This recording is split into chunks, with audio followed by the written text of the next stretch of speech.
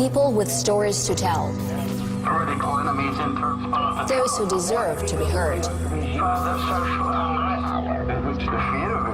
Studied inside out, but still with unrevealed secrets.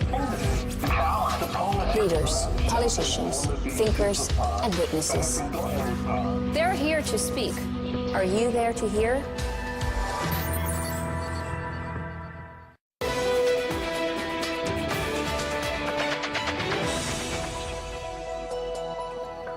Hello again. An American arms dealer has accused the Obama administration of using him as a scapegoat in order to protect Hillary Clinton. Mark Turi was charged with running an illegal scheme to supply weapons to Libya. However, he claims that Washington secretly gave its blessing to the program. 100% I was victimized to somehow discredit me, do whatever it took to protect their, next presidential candidate. Turi's trial was set to begin on Election Day in November. However, the case was dropped last week. With more, here's RT's Caleb Maupin. It is illegal to sell weapons on the international markets without a license. It is especially illegal to supply those weapons to people associated with Al-Qaeda.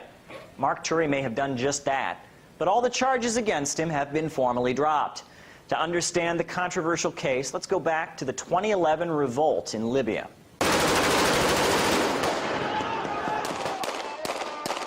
We have every reason to believe that Gaddafi would commit atrocities against his people.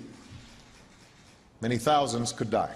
So the U.S. reportedly started secretly arming rebel factions in a bid to overthrow Gaddafi. According to leaked emails, the then Secretary of State Hillary Clinton wrote, "The idea of using private security experts to arm opposition should be considered." That's where Mark Turi comes in.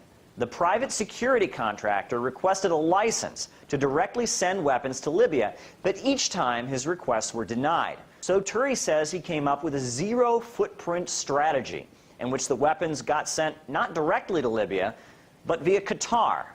And who is getting these weapons? Noble freedom fighters striving for democracy? Certainly not all of them.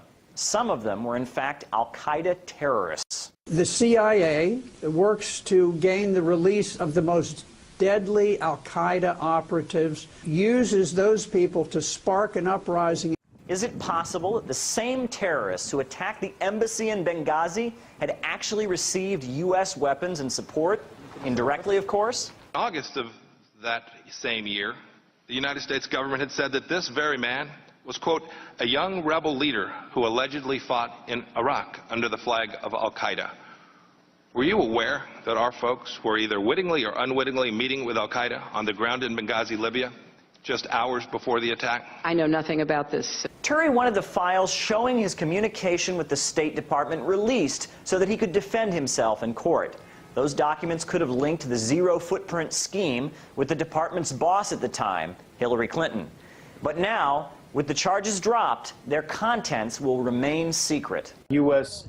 government was skirting its own laws, in this case the Arms Control Export Act, to send weapons to Libya. Documents that would have come out would have been very embarrassing to the administration. You know, what happened in Libya is that the U.S. was pretending to send weapons to moderates, and it ended up that they were all jihadists, they were all extremists. We're still pursuing the same failed and extraordinarily dangerous policy. So the case is closed. Hillary Clinton denies everything, and the public is left with no way of knowing who is telling the truth. Caleb Maupin, RT, New York. And Mark Turi maintains he never sold any weapons to Libyan fighters, saying he was eventually cut out of the scheme. Political columnist Con Hallinan told us that Hillary Clinton's campaign would have been ruined if the case went ahead.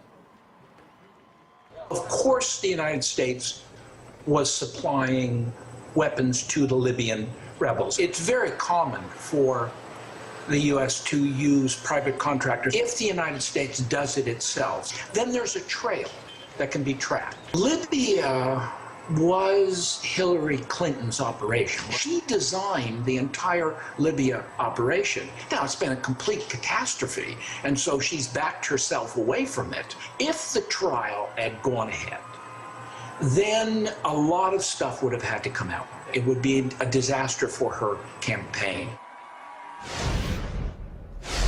The Caribbean nation of Haiti has been left in urgent need for aid in the aftermath of Hurricane Matthew, which caused widespread devastation, wiping towns from the map.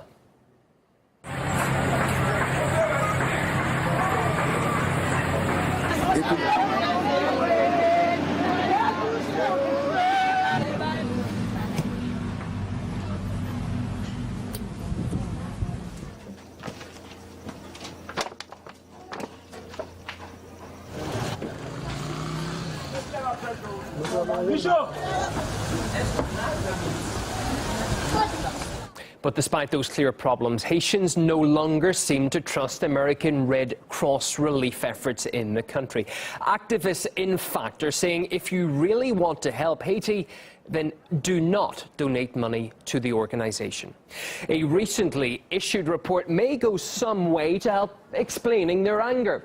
The American Red Cross seems to have fallen short in its efforts after an earthquake struck Haiti in 2010. According to the document, only 6 houses were built by the organization, despite it receiving almost $500 million in donations.